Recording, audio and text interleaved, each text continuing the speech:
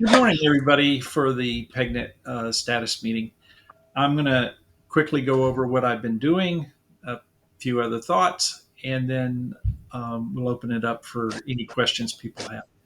So, and please note that the chat is perfectly available for you to ask questions if you don't want to ask verbally.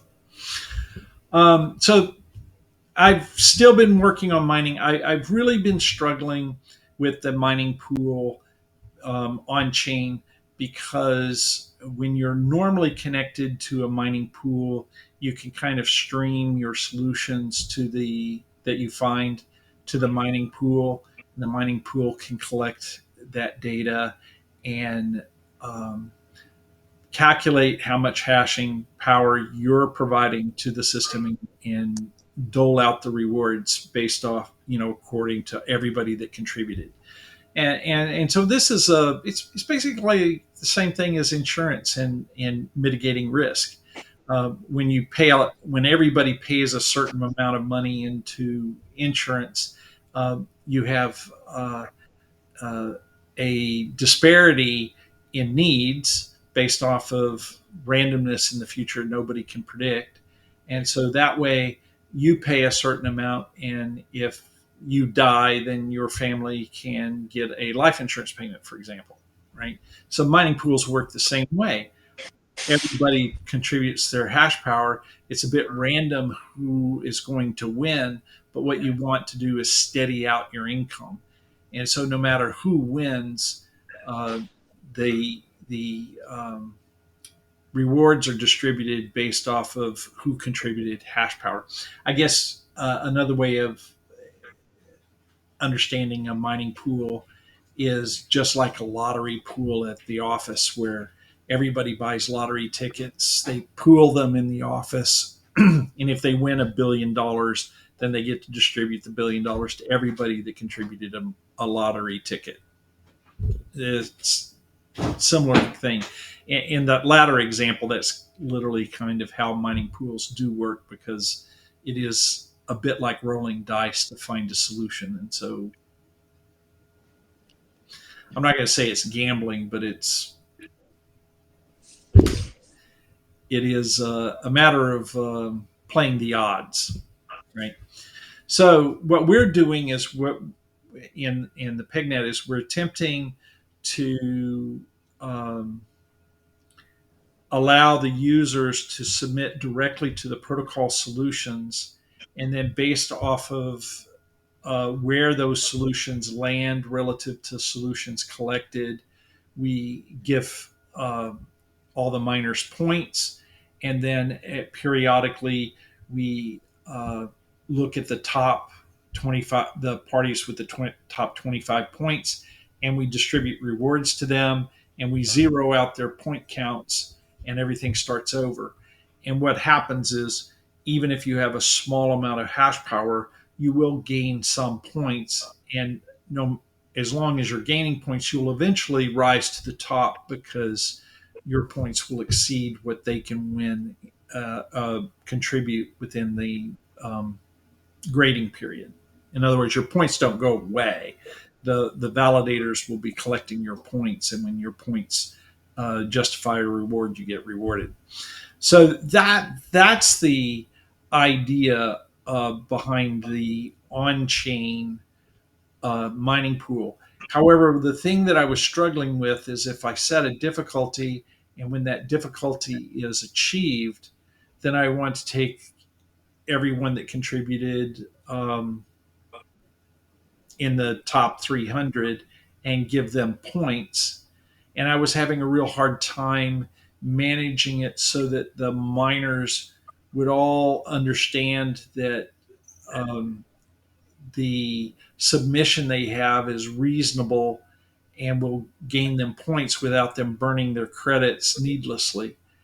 And by stopping or ending the block as soon as the difficulty is reached, I'm basically looking for the next 300 winners in order to give them points. And that means that the miners never understood when they got a solution whether they should submit it or not, because if somebody found the difficulty right off the bat, if they didn't throw in even some trash solution, they wouldn't be there would be no one in the top 300.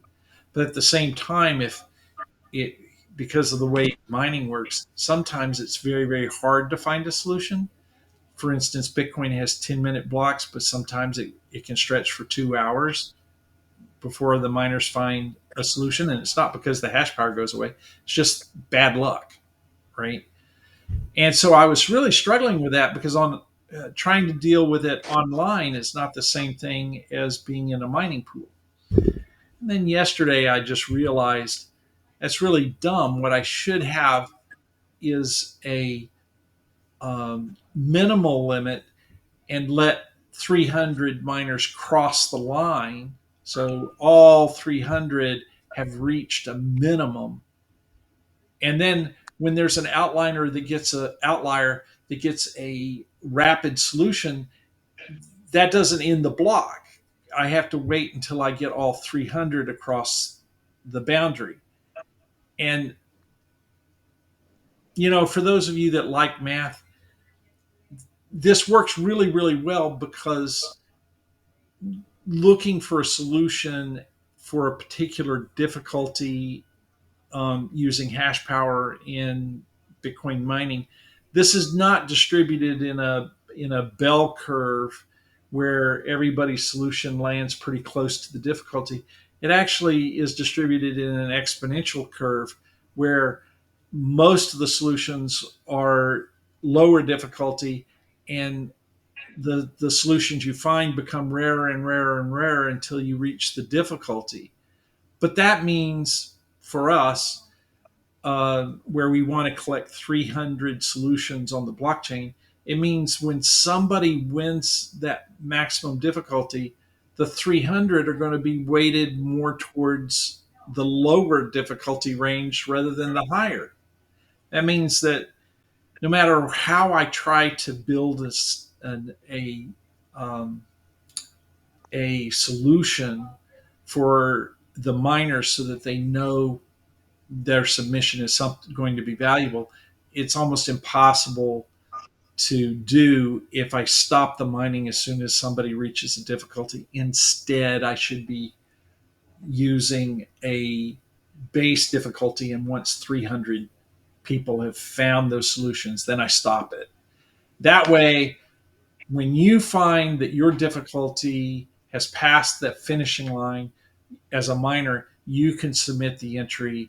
And the only time that solution isn't going to work is when you happen to not be the 300th, you happen to be the 301st or the 302nd or the 303rd or something like that, which means almost always, once you've crossed that difficulty, that your submission is going to get you some points. All right.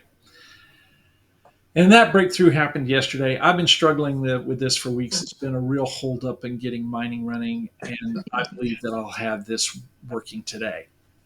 So, cheers! Finally getting past that. I've been struggling with this for weeks. Okay, guys, and it's a really dumb thing to be struggling with. Once we get mining working, now this is mining for Accumulate. That's fine because Accumulate, 98% of that code will be something we can reuse on the PegNet. But the next goal for me is to get the mining deployed to the Accumulate test nets, one of the test nets, and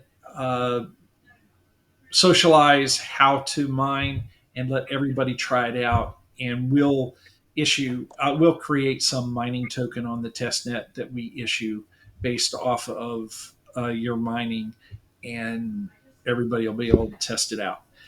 I'm thinking we should have that maybe in a week or two to run and deploy it on the test net. I have to get a lot of code written in an integration with Accumulate because right now everything is in simulator so that I don't have to fight with integration issues.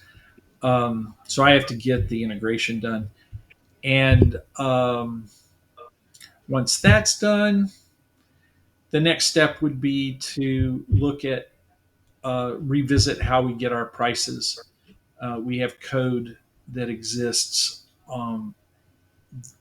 in the that we were running on the original PegNet. That's a few years old. Uh, uh, ChainLink might be a better solution. So we have to investigate how hard it would be to use ChainLink to collect our value, so our prices, and so forth. That's something the community can step in on if anybody wants to basically do some googling and figuring out how to find our prices and talking about it on Discord.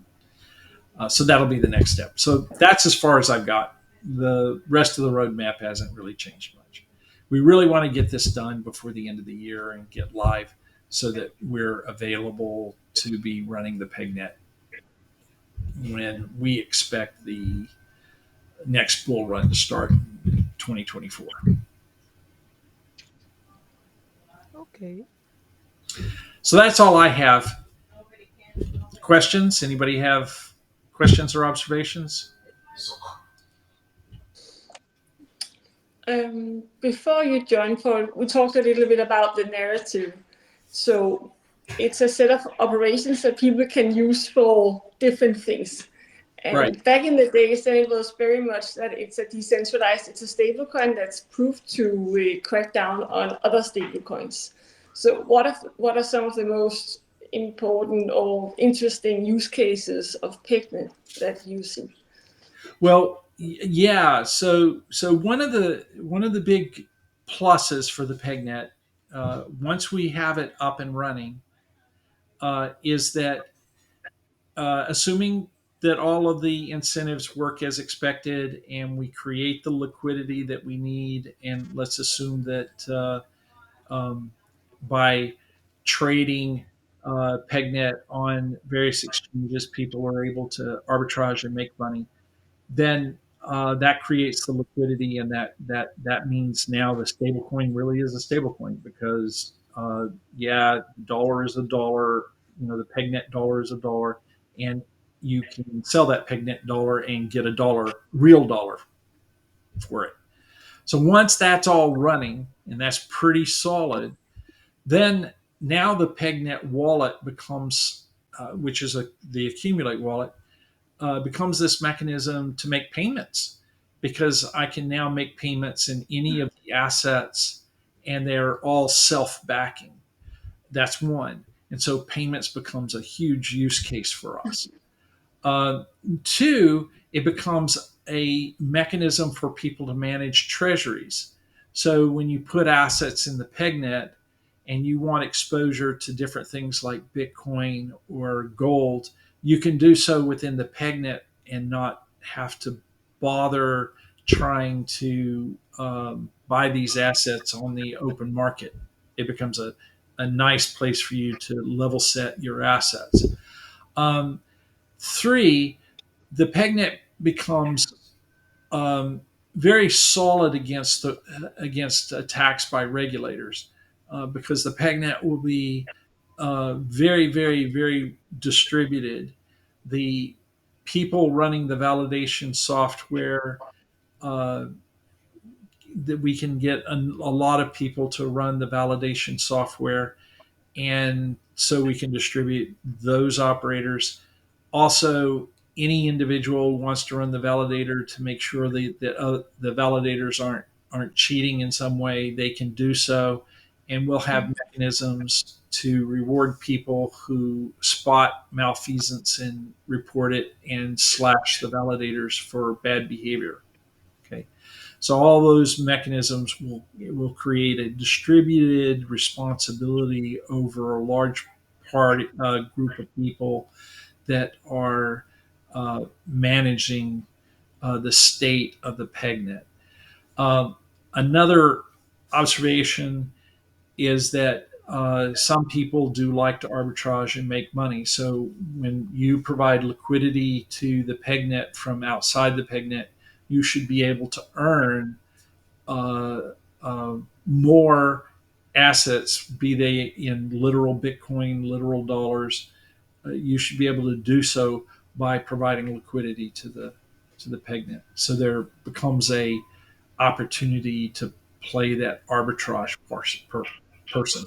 So you have the arbitrage person providing liquidity. You have the monitors that are looking for malfeasance. You have the validators that earn rewards for validating.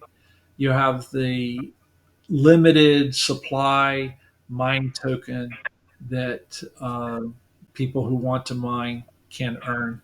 And this whole community supports uh, payments and treasuries. Thank you. Lots of good points. I think many haven't thought about. Yeah, So. and the real key behind all of this is to be regulatorily um, compliant, because we can't really, stable coins were going to be regulated likely through the banking and financial system, and some of the stable coins like Tether may be able to resist some of those regulations, but USDC and some of these other stable coins that are being issued from recognizable centralized parties, well, those parties are going to be regulated. Um, the MakerDAI and some of the algorithmic tokens, those are going to continue to suffer some pressure from regulators uh, based off of some very sketchy, in my opinion, legal theory. We want to make sure that we aren't really even an algorithmic stablecoin.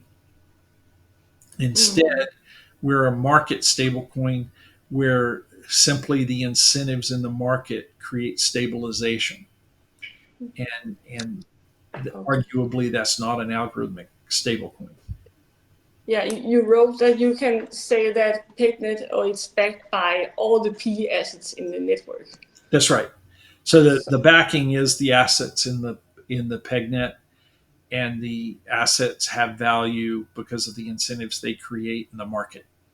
And so that means we're self-balancing. So when the market changes, the arbitrars would be able to make money based off of being quicker on the draw on market changes than other people. So when the incentives are to be actively engaged in providing liquidity on whether it's the bullish side or the bearish side, then those arbiters always make money whether the market goes up or down. That's how this system reacts or resolves issues when the economy is unstable. And we're in an economy that's very unstable. yeah. I remember one community member asked if we could somehow use the P trader, that front end, as a place to do conversions, or will that happen inside the Accumulate wallet? I don't know about ptrader. I was not involved in Yeah. ptrader at all. I do, once we have things running, then I can go back to some of the people that were involved in ptrader and beat Right. them up and see what I can Yeah. get to work. Um, but but I don't know much about ptrader. We're gonna Some of these tasks really are difficult because of the resources that we need that we don't really have to attack. If I had a team of 20 developers, then we could Of course. all be working on this, but we don't have that. So Yeah. that may Yeah. come up once we have it up and we have it running and there's some liquidity in the market. Then there are a lot of people that have PegNet assets that have already pledged PegNet assets to support the effort. So the community will be able to fund forward if we can get this thing up and running. but we have to get Mhm. it up and running. Uh, yes, about this, I mean, I would like maybe to help with the tester team. I don't know if we have a tester team too, or Well, about, when so we have enough stuff ready to yeah, test, then when you I'll deploy it, yes, say when that you again. start the implementing the last version on test, yeah, I mean, if I can get the access to start testing, and at the same time we could do the videos, for the YouTube channel. Christine was Mm. asking about it. So as soon as it's deployed, we can start testing, and then we will know how it works, and we will be able to do some nice videos. Voilà. Okay. Well, as soon as we get something deployed, then I will happily engage you and show you how to work through everything. Or well, actually, we ought to in GitHub we ought to create maybe a testing repository and create documents and um, assets Yes. tools there for facilitating testing. So not only can we bring you on board, but we can bring on anybody else that would like to do testing. Mhm. Mhm. So now that it's the first ever on-chain mining pool, can you Yeah. say what problems that with a not on-chain mining pool does that solve? It's more transparent. You can check, examine the Oracle data. Yeah, In you'll be able to validate that the yeah, pool is properly giving you rewards. Now, yeah. when we the pool online mining pool has some restrictions, and my estimates is that as long as our miners participating is a relatively small set, let's say under 1,000 miners, that then the mining pool is going to work really well. When we get beyond that, and let's say we were, you know, 10x or 100x past that, then you're going to want to join some uh, off-chain mining pool. But what we may be able to do is provide off-chain mining pool services that feed into the on-chain mining pool, such that it's all open source, all distributed. Everyone has visibility into how it works, and so unlike most mining pools, you would have the miners would have a lot of um, autonomy and uh, certainty that they're getting the rewards that they want. So this will be a good enough. This solution will be good enough to launch with, but there will be more work to do in the future. But it will. I do think that it's really cool that we'll be building the first on-chain mining pool. And by the way, one of the advantages of setting up multiple solutions that cross a finish line is that will create more stable block times. So that'll also be something that's interesting to the crypto space in general. This mechanism for creating more stable block times, even though you're using proof of work to define your blocks.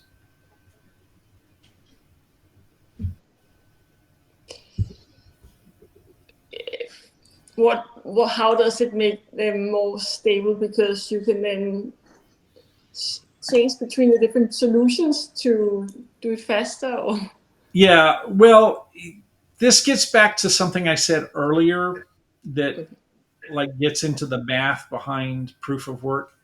When when you're looking for, let's say I'm looking for a difficulty that's expressed in 6 bits or something, where all ones to 6 bits plus, whatever ones after it, right? If I add a bit, 7 bits, it makes it twice as hard to find that solution that's 7 bits long.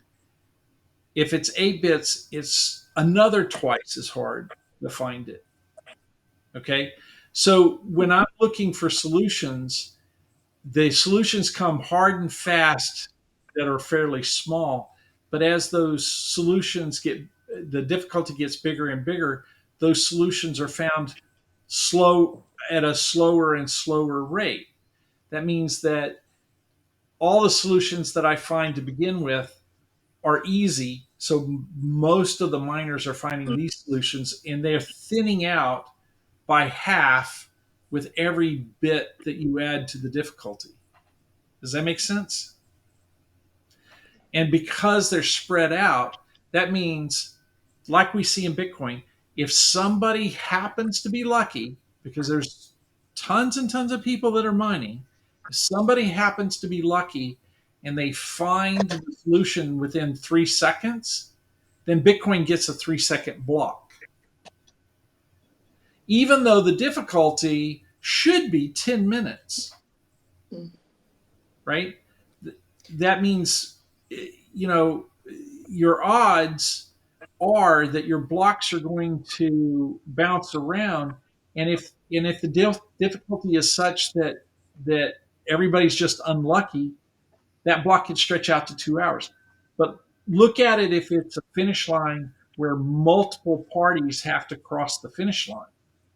Now somebody can get lucky and get a solution instantly for many bits, but it doesn't end the race until 300 people cross. And where most of the people? Most of the people are behind towards the barely crossing the finish line, rather than having got there 20 minutes before everybody else. You see what I'm saying? And since most of these solutions are bunched towards the finish line, it means that your your variance in how long it takes to get 300 people over the finish line is much, much smaller. And another way of thinking of it is, the thing the military says, your platoon is only as fast as your slowest member, right? Yes, exactly. What So if the go ahead. yeah, sorry. Okay, so if the way to build it is to ask for 300 validators, I mean people to 300 find solutions. the solution, and let's say that 290 find the solution, but the last 10 ones, for any reason, they can't get the solution, maybe because they have something wrong with their computer or whatever. Maybe it's, or if some of them are very slow, like take 12 hours or something like this. I mean, what uh, is it sure that they will have no issues about that if the last 10 Yeah, people? because we're allowing miners to submit multiple solutions. So basically, what happens is 300 people are rolling dice, right? And we're Yes. looking for 300 people to roll a double six, right? Okay. Well, somebody might roll a double six first roll, but not 300 people will. Mm. The odds are that whatever the statistical odds, your statistical determination, how long it takes to roll double sixes, since everybody's rolling at the same time, it's going to match the statistics much better if you're waiting for 300 people to get the solution than if you're just waiting for somebody to get the solution. Does Mm. that make sense? So Yeah. so it's not that everybody, all the 300 people are generally running with whatever hash power they have, and you're playing the odds on a solution crossing that finish line. Well, that odds is the same for all 300 people, but your variance is not with the last person that crosses the finish line. It's the variance is with the guy who gets a really good answer, because Okay. your odds are, I'm drawing it like this. because I'm talking about what the difficulty is. The difficulty is small to begin with, and it grows with every bit exponentially, by a factor of 2 with every bit. So it just goes up. That's difficulty. But if I'm looking at solutions, it's the opposite. The solutions are easy and they thin out over for the higher difficulty. So most of the people are over here. Few people are over here. So if I've set the difficulty, because given the hash power, it takes about 10 minutes to get 300 people over the finish line, most of the people crossing the finish line are just barely getting over it. Few people are way out in front. And if I think of it as a race, I've got 300 people running. They all run. And just because of the way the odds work, some guy crosses the finish line really fast. And then there's another guy. Then there's another guy. And then there's another guy. And then there's more and more and more. And then there's kind of a mob that gets over the line. That's the way the odds work. And so it's more stable because the last people running the race are the majority. Most of us are not the guy that does everything fast. Most of us are kind of, average. Okay. And then there's some people that have really, really bad luck and they don't get over the finish line. But, Okay. I have other question, but I will ask later. Okay, that's fine. Any other questions that we have? No. Sorry, things got real technical when it comes to mining, but mining is a really technical topic. And It's okay. It's okay. But okay, I asked the question now because okay, let's finish it. But okay, so 300 person, but one person is allowed to bring different several solutions, right? yes, well, So that's because no matter how you get, let's say we said a miner can only submit one solution. Let's say we say that. yeah. Um, what somebody with a lot of hash power is going to do is they're just going to set up lots of different individuals, to mine. So let's say they set up 100 miners. They're going to set up 100 miners. Once one miner gets a solution, then all the hash power goes to the second miner, and then when it gets a solution, it goes to the third. So no matter what I do, they're going to game the system so that they can get as many solutions over the line as possible, Mm. as quickly as possible. And so if it if it if it's inevitable for the guy with a lot of hash power who has the time and money to spend the effort to game the system, if I can't stop him, then throwing roadblocks to the small miner who may have various ranges of hash power, he should be able to deploy all of his hash power against his mining solution without all that complexity. Mm. So we just let everybody submit as many solutions as they find, and that makes it easier on the average guy, and it is amounts to what the guy with a lot of hash power is going to do to us anyway. So I don't want to disadvantage the little guy trying to stop the big guy in a Mm. way that's not going to stop it. Exactly the point. Yeah, it's about the big guy. But okay, I know what you mean. Okay, that's perfect. I understand, and yeah, anyway, he will do it still. So that's makes sense. I understand. Yeah. Yeah, thank you. Any other questions? If not, No, um, thank thank everybody for showing up and participating. And thank you. be sure and use the Discord to add any questions that come to you later or that you were too shy to ask here. And we'll address them in the next status meeting or on Discord. Okay, Okay? thank you. Thank you very much. All right. Thank you very much. Yeah, Bye thanks. bye. Bye. Bye.